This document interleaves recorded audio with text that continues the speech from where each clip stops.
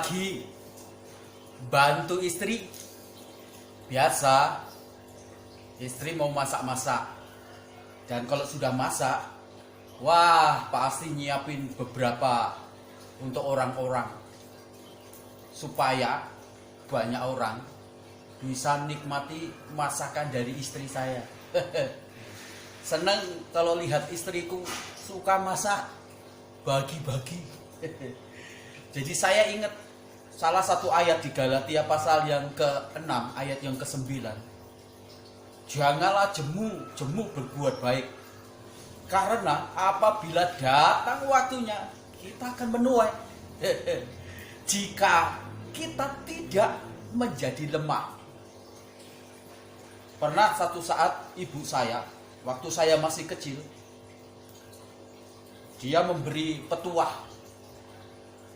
Le, nanti kalau kamu sudah besar, sudah punya rumah atau ngontrak, eling ya, kalau kamu ada rumah, jangan bangun pagar pakai kayu, bangun pagar pakai mangkok. Dan saya kan bingung, Mak, masa bangun pagar pakai mangkok? Bangun pagar itu kan pakai kayu, tembok. Iya bener Le, tapi ibu ngasih hati kue, kalau kamu punya rumah nanti pagernya jangan dari kayu, bangun pagar dari mangkok. Saya bingung kan, saya tanya, maksudnya apa itu Mak? Beginilah, kalau kamu bangun pagar itu pakai kayu, berarti kamu nutup jalan, orang-orang akan datang sama kamu. Kalau kamu bangun pagar itu dari mangkok, maksudnya begini Le, setiap kali kamu masak, sisihkan satu mangkok, bagikan itu ke orang dekat, bagikan itu ke teman-teman kamu. Ya hari ini satu, besok lagi gantian. Nah, kalau kamu bangun pagar itu dari mangkok, artinya kamu itu senang berbuat baik sama teman-teman. Wah, saya baru ngeh. Jadi benar, hidup ini ternyata harus dibangun pagar bukan dengan kayu atau tembok, tapi dari mangkok. Benar itu Galatia, jangan jemu-jemu berbuat baik. Jadi saya dapat manfaat, dapat pelajaran penting di sini dari nasihat ibu saya dan dari surat Galatia ini. Yang pertama, kalau kita suka berbuat baik, ternyata itu malah jadi kebaikan bagi kita. Amsal bilang begini, kalau kamu suka bermurah hati, maka kamu berbuat baik pada dirimu sendiri. Jadi kalau kita suka berbuat baik dan gemar berbuat baik, ternyata orang-orang itu jadi sayang sama kita. Nah kalau orang-orang itu sayang sama kita, ya kita kan gak punya musuh. Nah kalau hidup ini gak punya musuh, hidup ini tentrem, hidup ini jadi aman, hidup ini gak punya banyak lawan. Jadi kalau hidup kita itu tenang karena banyak teman, banyak sahabat, ya kita jadi akhirnya kemana-mana itu jadi banyak orang-orang yang suka bergaul sama kita. Nah kalau kita punya banyak teman, wah udah pasti kalau ada apa-apa misalnya masalah-masalah ya teman-teman jadi bela kita kan. Makanya kalau kita itu suka berbuat baik, jadi kita akan jadi orang-orang yang disayang. Coba kalau kita ini pelit, mendigit, wah orang yang jauh dari hidup kita. Loh kalau kita punya masalah-masalah, ya kita dijauhi. Orang yang gak suka tuh sama kita, orang kalau kita pelit, mendidik lagi, ya orang mau deket aja gak mau, buru-buru nolong lah kalau kita masalah. Kadang-kadang malah kita disyukuri kalau punya masalah. Syukur kue, orang pelit mendidik. Makanya loh, Jangan jadi orang yang suka pelit kikir. Nanti kita nggak punya temen loh.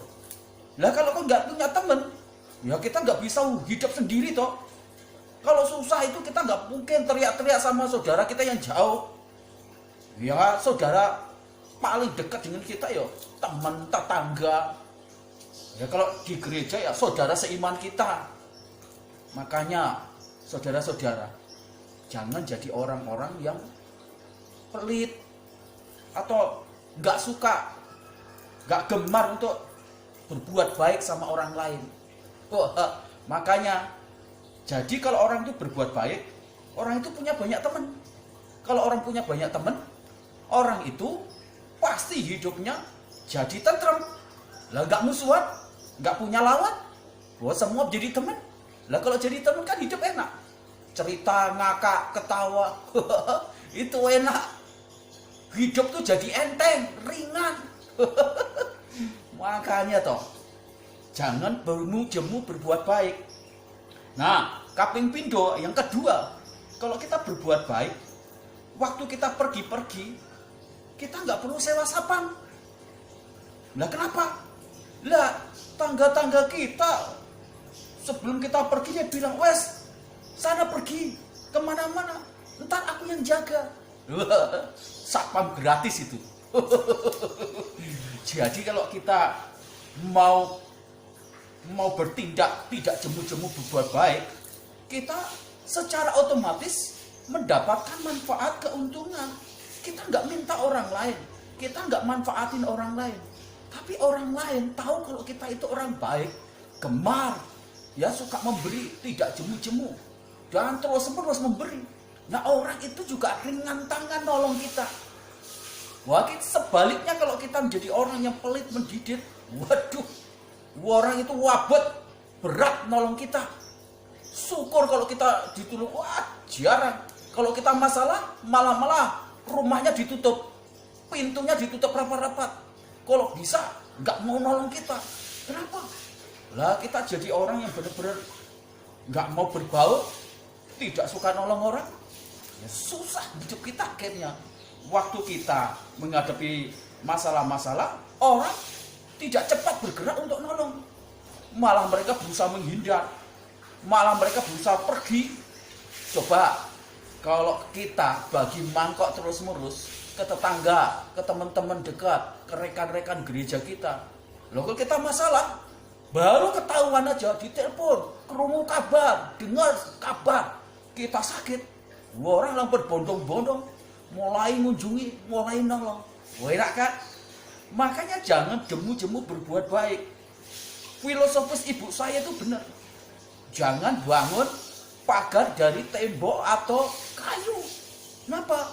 Ya nyusahin awake dhewe.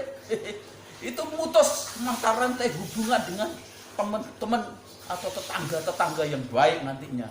Ya. Terus yang terakhir, kalau kita berbuat baik, itu kita nggak jadi lemah. Maksudnya piye toh? Ini loh. Gini, kalau kita itu suka berbuat baik, terus-menerus, itu seperti latihan. Latihan nge-gym. Nah kalau kita latihan nge-gym terus-menerus kan, badan jadi enak, badan jadi kuat, tambah tenaga, tambah kekuatan. Terus coba, orang yang tadinya latihan nge-gym, terus tiba-tiba berhenti, beberapa hari nggak latihan, ya badan lumrah, badan sakit semuanya. Bukan hanya itu, jadi mudah lemah, capek. Nah itu juga yang terjadi.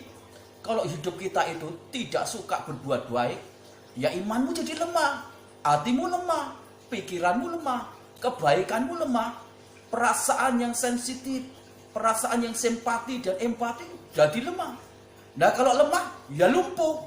Ya kalau lumpuh, ya nggak berfungsi. Kalau nggak berfungsi, ya matilah. Makanya jadilah orang yang suka untuk berbuat baik, jangan jemu-jemu. Ya, ini warta becik, kabar becik dari wong desa. Wong desa tapi kudu nerapkan semua petuah-petuah dari orang-orang sepuh dan firman Tuhan. Ayo, terapno ya. Diterapkan itu terus menerus. Awake dhewe berdoa dulu ya. Tuhan terima kasih. Pagi ini kami belajar lagi untuk kami membangun kehidupan yang tidak jemu-jemu berbuat baik. Bila hidup kami seperti filsafat Jawa, membangun pagar dengan mangkok, bukan tidak dengan tembok atau pagar. Terima kasih. Kami terus berdoa untuk teman-teman kami, mitra-mitra kami, sponsor kami yang punya pergumulan di usaha bisnis mereka. Ya Tuhan, Engkau memberkati. Engkau memberkati bangsa dan negara kami, presiden kami. Biar Tuhan arif, bijaksana, hikmat datang dari Tuhan menyertai presiden kami, memberkati daerah kami, kota kami, ekonomi, pemimpin kami, memberkati gereja kami. Kami rindu juga punya tanah. Terima kasih ya Tuhan. Kami percaya bahwa satu saat Tuhan Engkau memberikan kepada kami tanah dan gedung sehingga kami juga bisa beribadah. Terima kasih ya Tuhan Yesus. Kami mengucap syukur pagi ini untuk kebaikan-Mu. Dalam nama Tuhan Yesus kami berdoa. Haleluya. Amin. Ingat loh, eling, jangan jemu-jemu berbuat baik. Jangan medit-medidit. Susah hidupmu nanti. Ya, Tuhan memberkati. Maju terus. Wah, seneng kalau jadi konco-koncone wakeh. Tuhan memberkati ya.